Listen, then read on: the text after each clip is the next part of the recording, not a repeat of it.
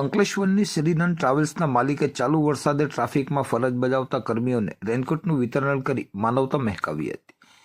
ઉનાળાની કાળઝાળ ગરમી હોય, શિયાળાની કડકડતી ઠંડી હોય કે પછી ધોધમાર વરસાદ વરસતો હોય, ટ્રાફિક સિગ્નલ પર ટ્રાફિક જવાન પોતાની ફરજ બજાવતા હંમેશા દેખાતો હોય છે.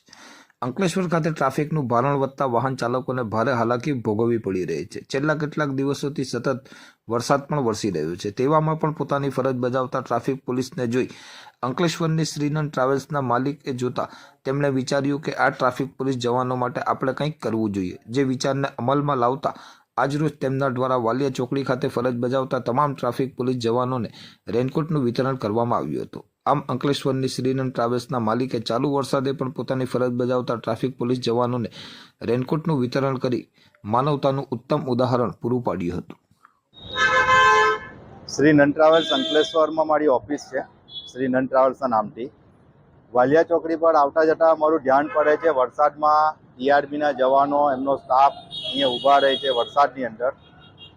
અહીંયાથી આવતી જતી વખતે મને જાણવા લાગ્યું, જોવા મળ્યું કે ભાઈ આ લોકો વરસાદમાં છે. તો મને એવો એક વિચાર આવ્યો કે આમના માટે હું કંઈક કરી શકું. એટલા માટે મેં અહીંયાના અધિકારીનો સંપર્ક કર્યો તો ખબર પડી કે એમને આપણે રેનકોટનો એક અગર આપી શકીએ, તમે તમારા તરફથી મદદ કરી શકો, તો મને એવી ભાવના થઈ કે લાવો એમના માટે કંઈક કરું.